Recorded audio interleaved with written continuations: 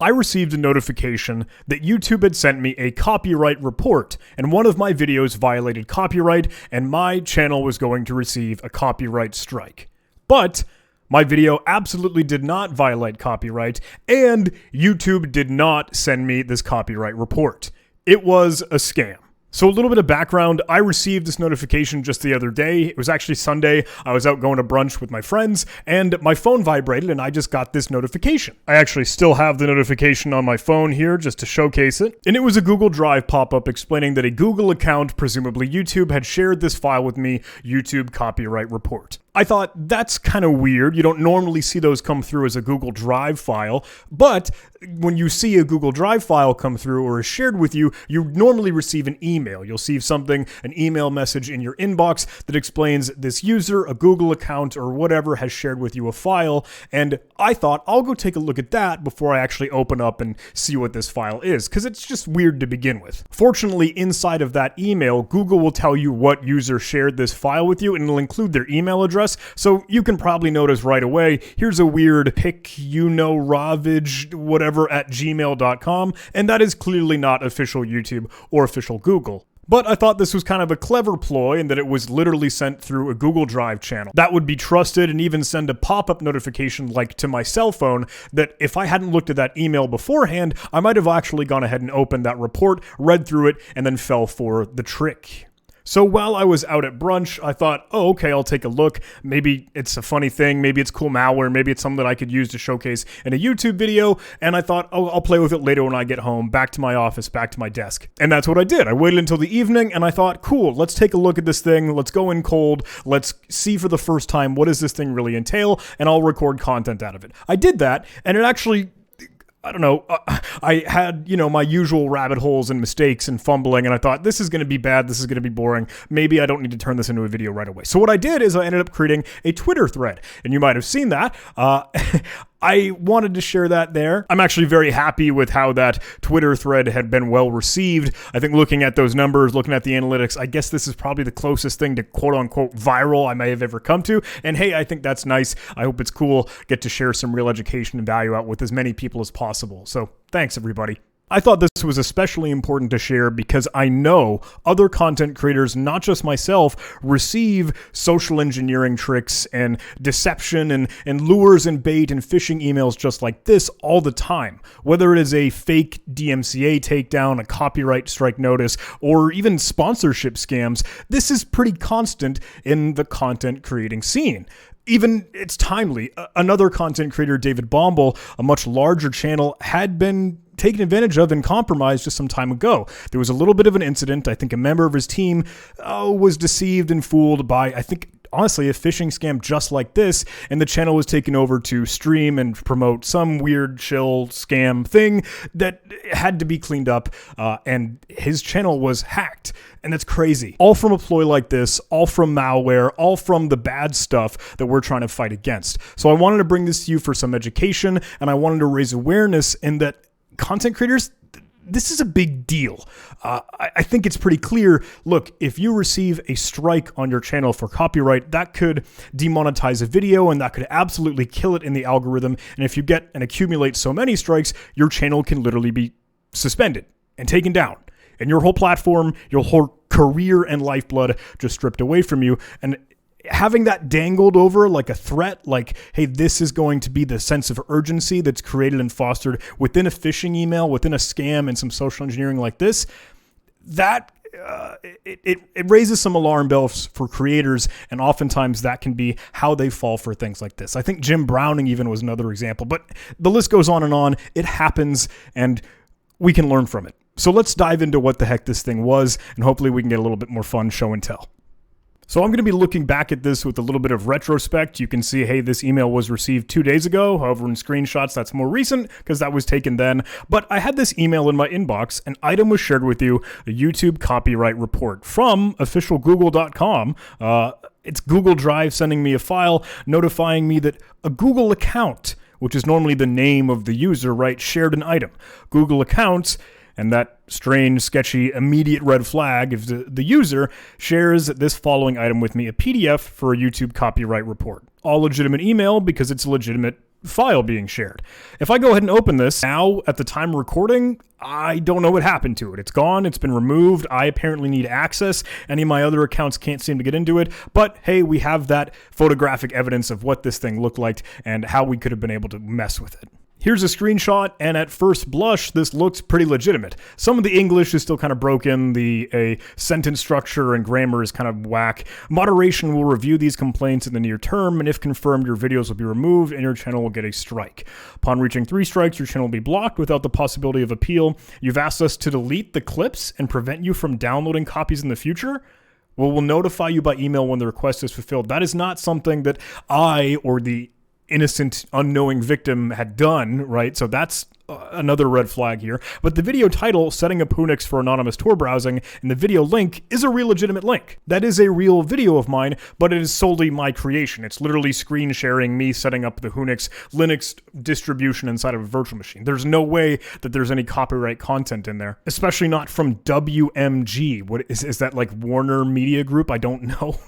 Anyway, this dangles the real lure here by saying, read the full report in the document at the link below. If you don't read the report, in this case, you cannot appeal the moderation decision. However, you kind of already said that I wouldn't be able to do that. Anyway, so I thought, okay, I'm not going to click on this button, but I am going to hover over it and see where the link might take me. I'm going to try and right click and say, oh, copy link address, so I could capture that and I could go play with it in a safe sandbox that's not my legitimate web browser, right? Kind of a funny gimmick inside of Google Docs or inside of Google Drive. Doing the right click here wouldn't actually open the regular context menu. It would just allow me to copy a word and it would automatically highlight the word open or the word full or the word report. So I kind of had to just hand jam the actual HTTP link here, the actual hypertext link. And so I wrote that down, and I had this link, https://next.gethyphenreport.site/4kqvfjnw.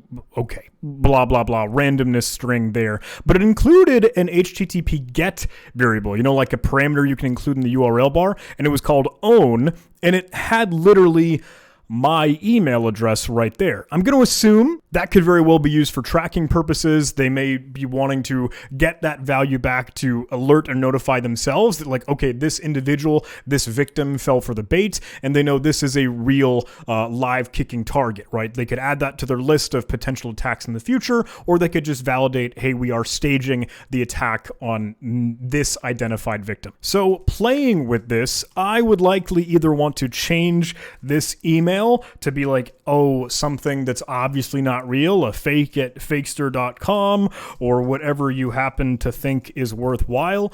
Anyway, I thought, well, we could supply that as the HTTP GET parameter, or we could just access the original link. Now, this is something important to note. If I am actually going to go to that URL, if I'm really going to navigate and visit that link, I likely want to do that from a separate machine or sandbox that won't have my actual IP address or any of, hey, my own network functionality infrastructure server touching it, right? I don't want to leave my fingerprints on there. I don't want to make contact from my legitimate devices and home. So this is where people would say, oh, you can use a VPN, which is totally valid. Virtual private network is a great thing to do, and I think that's what we might end up actually doing later. But I thought, well, maybe an even better thing to do is to tunnel this through Tor or the Onion router, so all of my network traffics can bebop around different routers, and hey, I've got a little bit more bolstered security in there wanting to go play with it. So I thought I could fire up a dedicated sandbox or virtual machine where I might go ahead and use Tor and go access this URL. I could do this with Tails, which is another, hey, operating system or Linux distribution that we use with privacy and security in mind. It's meant to be a very temporary, ephemeral, amnesia-oriented operating system or distribution. Or we could use Whonix, which, funny enough, is what the YouTube copyright report claim was saying, that my video showcasing Whonix had the copyright report. So just a fun, I don't know, cheesy Easter egg. But anyway, we could fire up Tor, and I want to quickly validate that I am in fact working through Tor. And it looks like I am. Congratulations, this browser is configured to use Tor. So with that, I'm going to safely paste in that URL or the malicious link that we knew was included in that fake scam PDF file, and I'll go ahead and navigate to that page. And once the page loads, it's nothing. It's just straight up a blank screen. There's nothing here. If I actually hit Control U or View Page Source, it's literally just an empty blank line. There's no contents on the page. Just kind of weird. If I actually open the developer tools, I'll hit F12 on my keyboard, doing some hacking like the Missouri folks aren't happy with. I can go ahead and reload this page, and it gives me a 404 not found, but it absolutely exists. So I don't know what's being weird here. We can go to the original homepage. Let's see that. Oh, and that gives me an actual 404 not found. At least the text is displayed here. See that? But it is still another actual status code, HTTP 404 for not found. So I thought, okay, maybe that's a dead end. Maybe it's not going to work the way that we're hoping for. Let's go ahead and work through a VPN and then maybe access this in a different way. What I'm going to end up doing is working through Remnux, or the reverse engineering malware Linux distribution. And hey, let's trust I've got my VPN rolling. I could open up a terminal, and let's go ahead and use the command line utility like curl and paste in this URL to try and access this. That actually gives me, oh, it could not resolve that host. Next get report site.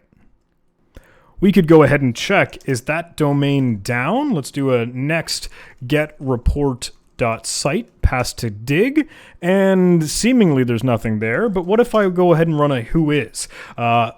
Whois, I would actually complain about including the subdomain here, the word next. Yep, that actually doesn't like it. So let's go ahead and remove that.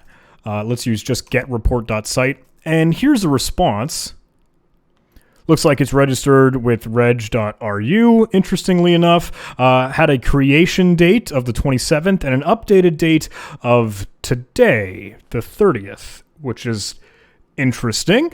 Okay, kind of getting in the way while I want to record this thing, but hopefully we can still live through what I'd showcased previously. Can I try and curl this with TAC-V? Nope, could not receive it. Could not retrieve it whatsoever. So it looks like within the single day that I shared this on the Twitterverse and let the internet know, hey, I'm seeing this thing, put them on blast, it's taken down. It's removed. Cool. That's why we do what we do. We're stopping some of those threats, some of those adversaries, and some of those bad people throwing out these scams and social engineering phishing attempts. So cool, good on them, but it kind of ruins what I wanted to showcase. But hey, let's go back through what breadcrumbs I had before. So let me get super duper meta. We're going to have some fun. This is the recording that I'm actively recording, and this is the recording from 2 days ago when I thought, hey, let's showcase this thing. Let's see how weird it is to kind of keep an eye on myself and, try to get myself ready for the camera. But if I skip on ahead, we can see when I actually start to dive into this thing. So forgive me for a little bit of time travel, and this is probably super duper weird. I'm sorry, I promise we're not in an insane asylum. But look, go ahead. This is when I click on the link, and this is the legitimate full actual PDF here. I don't know how readily you can see down in the very bottom left, but this is the URL as I'm hovering over that button. I can try and right click as I mentioned, but it'll only give me the copy text and nothing worthwhile to actually copy the link address. So I end up just hand jamming it into a Sublime Text window. And now I went through this exact same procedure as kind of what I just showcased, firing it up within Whonix, trying to see it through Tor, not seeing anything at all. I thought, okay, well, let's go take a look at this thing within VirusTotal. Let's see if maybe anyone knows about this URL already. Scanning that specific URL, looks like this is the first time VirusTotal had ever heard of it. So again, and of course, the domain was created just this day before, so nothing just yet. No security vendors checking this thing is bad. So this is when I got a little bit bold and I thought, all right, let's just fire it up within my real web browser. And I thought, okay, through a VPN, sure, should be A-okay. Now watch super closely here. You might be able to see it. It kickstarted a download. And I was like, whoa, wait a second. What is that? So I had a thought, maybe the service was tracking or checking, okay, what is the user agent that the client is connecting to? And I thought, maybe I'll need to go ahead and access it with this specific user agent. Like, hey, it's expecting Firefox or Chrome or a legitimate thing other than curl or Tor. And as you can see, that actually included a redirect that responded and told me, hey, we're going to carry you towards https download.getreport site lvhm blah, blah, blah, including the own HTTP parameter. Tracing this through in the network tab within the developer tools, just like I did a moment ago, it's wild to actually go ahead and see, cool, we kickstart another download, and you can actually walk through all the requests as they're made. We see the response sending us first in a redirect to download.getreport, just a subdomain. And this download location actually ends up doing another redirect and sends us to Dropbox.com. Dropbox looks like it has a path to a specific file, YouTube copyright report, and this makes sense. This is actually using the file sharing service that Dropbox offers. Again, Dropbox is likely going to be some internet cloud delivery network provider thing that is trusted and allowed and accessible, and it just smuggled and immediately downloaded that actual zip file. That being the payload as to what's going to end up detonating if the user, the innocent victim, were to fall for this and go ahead and open and click on that report. This has to be super duper confusing. Let me cover up old John, the past. Sorry. So anyway, I go ahead and create a directory for YouTube Scam just for me to be able to go ahead and play with this. And I try to examine what that zip file actually is with the file command. Hey, just validating, getting a sanity check, doing a gut check. Is this what it says it is? Looks like it is. I can go ahead and extract it. I use 7-zip because some zip files just might be weird. And I figure, all right, let's go ahead and see this thing. It extracted to a directory called copyright report. And inside of that directory is a copyright report.docx.scr file. Now that .scr file is normally the file extension for a Windows screensaver file, and a Windows screensaver file is in fact actually an executable, like a binary, like a Windows program. And you can even see this here running the file command on it. It's a PE32 or portable executable real Windows file. Silly me, I thought I'd go ahead and just run strings on this thing, and it actually has a whole ton of padding. It actually is just filled with nothing, space, dead air, just something to pad and pack up this file so that the file size is ginormous. You might have seen it in some of the Twitter screenshots. This is actually about 470 megabytes. That could have a couple different reasonings and rationale behind it. For one thing, it might make this downloadable file look legitimate. I don't know. It looks like it's got some beef and structure and substance to it. It also actually probably hinders antivirus software or security solutions that might try and scan this thing. Like even me just trying to explore and see what this thing is, I try to kick it into like an any-run sandbox. It's not willing to take it because it's a big file. Anything over like 100 megabyte upload, it wasn't willing to take and then validate and test and run within the sandbox environment. I kind of had to do it manually. So I poke with it a little bit more, and then I figure, all right, well, now that I have an actual core binary, I'll see if VirusTotal has ever seen this before. Go ahead and upload it. Computing the hash takes a long time, because again, this file is like 400 megabytes. Looks like I actually captured some footage of that here. If I go ahead and take a look, yep, 472 megs. And VirusTotal comes back and tells me that 10 security vendors had flagged this file as malicious. Looking kind of weird. Hey, there's its hash right there, but this random file name .exe, .zzu, a couple different vendors coming together and saying, hey, we've got something on this. Doesn't have a whole lot of intel, but something. What I wanted to do within VirusTotal and what I spend a little bit of time here is actually looking at the Win32 API functions that it imports, because that might give me an idea, at least just a guesstimate as to what the heck this thing might do, what capabilities it has. Looks like it could send a message, and I go ahead and do some quick research. Okay, what is that going to end up doing? You could find these imports just as easily within like IDA. You could do it within whatever debugger or disassembler you really wanted to, and you could do whatever static analysis or dynamic analysis, however deep you want to go down the rabbit hole, really. Anyway, here's some footage of me trying to kick it into any run, and we'll see we run into it super duper quick. Trying to upload this massive file. Hey, can't give it anything larger than 100 megs. So that is the footage that I had captured before I bailed on that process and trying to record it in the moment. But obviously, considering the Twitter thread, I did do just a little bit more cursory poking and playing just to see. So I fired up a Windows 11 virtual machine that I had set to be able to play with things, and I'll revert back to the snapshot before I went and fired this thing off. And I will be the first to admit, I did not do a whole lot of advanced, hey, hardcore analysis. I kind of just did the bare bone basics. You could be cutting through a disassembler or a debugger, adding hooks to monitor what happens here and there and when, but I thought, you know what, I'll just do a poor man's approach as to what I'm willing to do at 2 in the morning, and take a look at, okay, what might be happening with some of the sysinternals utilities. So I fired up TCP view so I could see, okay, what connections might be made out on the internet in case this ends up trying to reach out to anything. And then I wanted to fire up, Procmon to validate, things are actually happening, or Process Explorer. So I'll go ahead and actually grab Proc Explorer.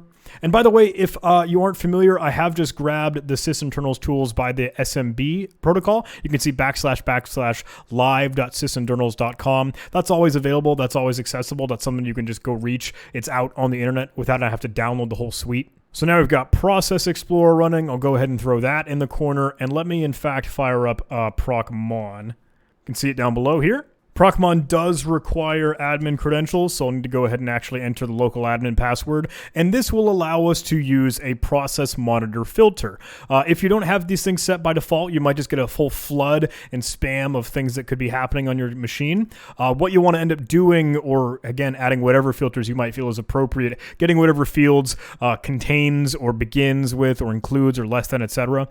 What I want to make sure I can do is actually go ahead and check the process name contains, or is, if you want to get that specific. I'll just go ahead and use the copyright there, because I did go ahead and download and include and add in my copyright report.docx.scr. It is currently hiding the file extensions here, so if I turn that on, you can see that is .scr, but notice it added a cutesy little Microsoft Word icon. So hey, just adding to the charade here.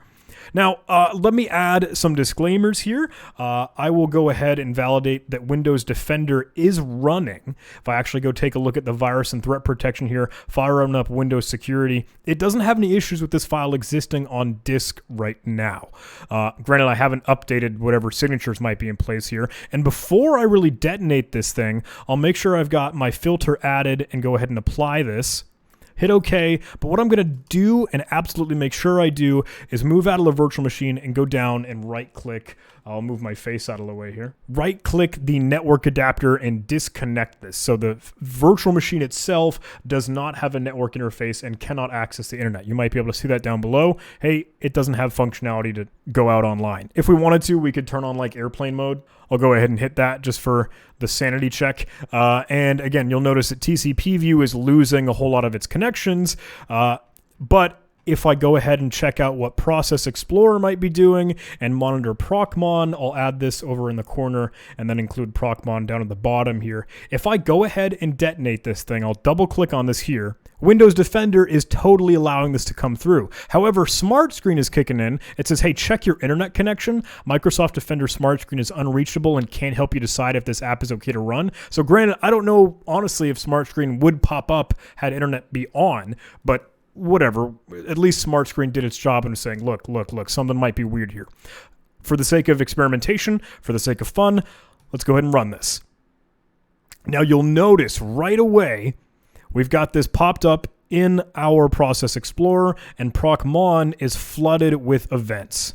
I don't think I can make the text much larger here, so forgive me on that, but you will be able to see, hey, it's cutting through about 18,000 events right now, still doing its thing. It's doing a whole lot of stuff.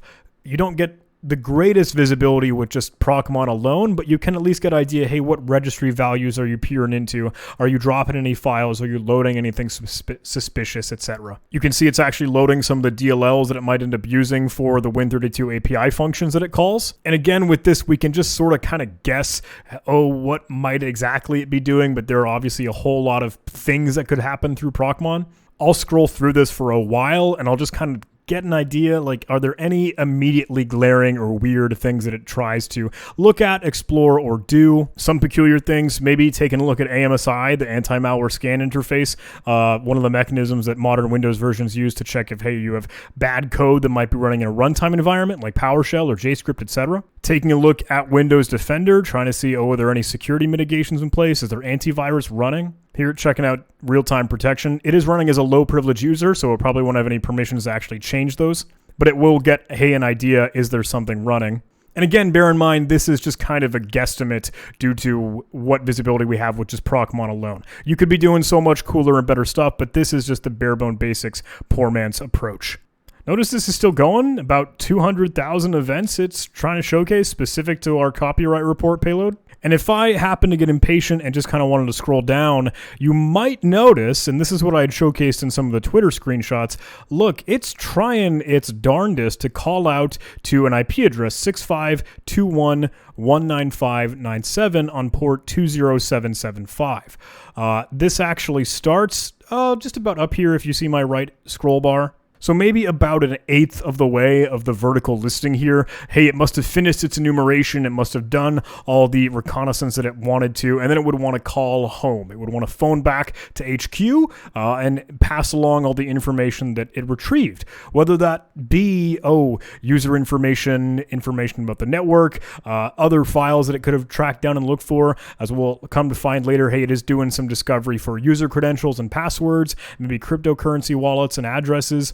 But let me drag this down and you can see, look, this goes on and on and on as it is desperately trying to call out back to this home address. But it can't because, hey, we've disabled the network interface, right? Scrolling way down to the absolute bottom, now we can see, okay, it's shutting some stuff down. We got a thread exit, but still a couple communication requests. It's still churning out events right now. And after all this time, it's still trying its darndest. The copyright report doc is still running within Process Explorer. TCP view isn't actually tracking it right now. It looks like, it's trying to reach out to this, but it kind of course, can't. But honestly, even just kind of seeing this activity within Process Monitor gives us enough of a next clue to key off of between what this IP address might be. If we really wanted to try and do some snooping, we could go ahead and slap that into Shodan, see if it just happens to have a record of, hey, what is this IP address? Where is it at? What's it doing? Nothing for the moment, however. If we wanted to simply Google this, we could kind of get an idea as to, hey, what this might be or where these IP addresses are allocated. Looks like it's Hetzner Online GmbH, which I believe is in Finland. From just cursory looking around, might be worthwhile to reach out to Abuse at Hetzner. And I think there were a lot of folks tagging them on the Twitter thread just as well. So keeping the world and the internet honest here. And with that said, when I had shared this on Twitter, it's honestly really cool to get a little bit more crowdsourced intelligence from the community here. Folks were saying, hey, slap it into Triage or TRIA.GE, where you can create an account and then upload some samples. And it was willing to go ahead and take a look at this and actually run it through its own sandbox, despite the significantly large size. Looks like it was able to determine some tags. Looks like it is going to be discovering information, acting like spyware and trying to steal information. If you wanted to see what it might happen to do, it at least gives a general idea. Info stealers often target stored browser data, which includes saved credentials, reading these with specific tactics, techniques, and procedures. Same thing for cryptocurrency files and wallets or software that might be installed. Digging into the MITRE ATT&CK framework, it's actually kind of neat. They link these and you could go check out the specific techniques, what it's doing and how it might be doing it. Exploring this specific file, you can actually zoom into what does it do between specific files. This is where it can get a little bit fun, where it tries to see, okay, are there other applications like web browsers that are installed and some things that I could try and retrieve credentials for, like the local database that might be using for Discord or Battle.net or Chrome data, autofill states, browser metrics, etc. You can see it's trying to grab some cookies from Chrome, login data, and this goes on for many pages, so you could kind of get an idea. I'll just casually scroll through this if that's a-okay with you, but you can see, hey, trying to hunt down other user data for specific applications and programs. A whole lot in this list here. Torch, Yandex, Brave, Steam, of course, Crypto tab in case there might happen to be crypto addresses. Looking for Firefox profiles, cookies, again, it might be able to steal. Even OpenVPN configurations, profiles that might have passwords. And this goes on and on. The last page gets into a little bit more fun ones. Binance, Koinami, Electrum, Monero wallets, and you can see a lot of that activity. Same sort of enumeration in the registry. I won't bore you with that, but the network communications, as we know, okay, trying to reach out to that home base HQ callback for where that malware might be sending information to, or the threat actor could be waiting to listen and retrieve some of those credentials so they might compromise and gain access to the victim here, or own my channel. With all that said, a lot of folks are tracking, hey, this looks like a classic information stealer malware family, and we know a couple of these. It could very well be the Jupiter info stealer, the Raccoon stealer, plenty of others. However, some of the PCAP analysis that, again, other folks have graciously offered out on the Twitter thread, doing their own analysis, playing along at home, we can pretty clearly conclude this is the RedLine Stealer malware family. RedLine Stealer is a malware available on underground forums for sale apparently as standalone, about $100 or $150 depending on the version, or also on a subscription basis for $100 a month. The malware harvests information from browsers such as saved credentials, autocomplete data, and credit card information, just as we saw through some of the sandbox analysis. System inventory is also taken running on the target machine to include details of the username, location, hardware config, and information regarding the installed security software. A lot of the recent versions of RedLine added the ability to steal cryptocurrency, which is again what we just saw. FTP and instant messaging clients are also apparently targeted by this family. The malware has the ability to upload and download files, execute commands, and periodically send back information about the infected computer. Now, I make a point here that this is extremely common for creators. We kind of see RedLine all the time. It is a very commoditized cybercrime utility, right? It's something that you can track down on some of those shady underground dark web forums or Telegram channels, etc. And it's used in just the case of, okay, grabbing information and exfiltrating credentials to gain access and eventually be able to sell it later. And that's just some shenanigans that it's up to. And again, this is nothing new. Content creators and YouTubers tend to see this all the time. In fact, there are plenty of other information and research already out and about on it. Regardless, I think the approach on this one is kind of interesting. Again, I don't know how often you end up seeing some of these scams, some of these deceptions sent through a Google Drive form. I hope that the threat analysis was kind of worthwhile and interesting. I'm glad that, hey, we were able to get a lot of people talking about this thing. It was very, very cool to see the community kind of come together, and even people that I aren't familiar with wanting to just notify other creators and tell people about this thing, or hey, just see what it really is rather than just something that we talk about, but getting some actual demonstration and showcase it. I will add a couple other Easter eggs if that's a-okay. After I spent some time with Network Chuck, we wanted to chat about this together. We actually were going through it, and it turns out that while we were checking it in the moment before the website had gone offline, I saw a different payload being served, actually redirecting not to Dropbox this time, but to Discord's CDN and their cloud delivery network. There was a new file, copyright report.zip, no spaces, no word YouTube, and actually extracting that one, that now had another new file. It's actually different, but presumably, again, still the RedLine Stealer. If we wanted to kick it together within triage or any sandbox analysis, we could. And just speed running that process for you, it is calling out to the exact same IP address, same home base, probably doing the same shenanigans. Again, it was pretty sweet to see the outpouring of folks chiming in on this one, sharing their experience, kind of offering their own input, and I hope that was very neat to see. I was very, very, very happy to see Team YouTube jump in, like big, formal, fancy, official YouTube. They say, hey, thanks for reporting. We'll pass it along on our end. Appreciate your patience, yada, yada, yada. I was just happy to see them. I was just like, hey, thank you. I appreciate you, keeping on this thing. And I wanted to give them some love. And they were super duper sweet. I tried to say, hey, man, can you hit me up with that contract? Can I do some full time? You want to call me? Call me maybe. And they said, anytime, heart. So stay tuned, everybody. We'll see where we can go next. I started to meme on that a little bit. So, hey, thank you, YouTube. I'm glad you're keeping an eye out. So, hey, that is enough of me rambling. I don't know if this was helpful or useful or valuable or worthwhile or educational or fun. I really, really hope so. I had my own hesitations going through it kind of the very first time where it's like, okay, this can be a little bit boring. I don't know. I hope there's still a cool story to it, but I know that I can be rambling on and on about what the heck this thing is, what it's doing. And I'm not showing the crazy, uber elite ninja cyber warrior techniques. I'm just showcasing the bare bone basics that can at least give you a little bit more of understanding of what's happening under the hood and what people need to be aware of for threats like this, for scams, for social engineering, for phishing techniques, and how anyone could be a victim. And for the folks, hey, we have a little bit more riding online here, like the channel I don't want to go away, and folks that end up being deceived by this, hey, our heart goes out to them, but it is a natural, honest thing. We're all people and we make these mistakes. But I think the best weapon that we have is being aware and educated and knowledgeable about this thing. Like, hey, you've seen it now. You've got your eyes on it. You got to get in the weeds with me just a little bit, enough to be dangerous in a way. I don't know. I hope that was something that you enjoyed. I've been talking for way too long, everybody. It's 2 a.m. again. Thanks so much for watching. I love you. I'll see you in the next video.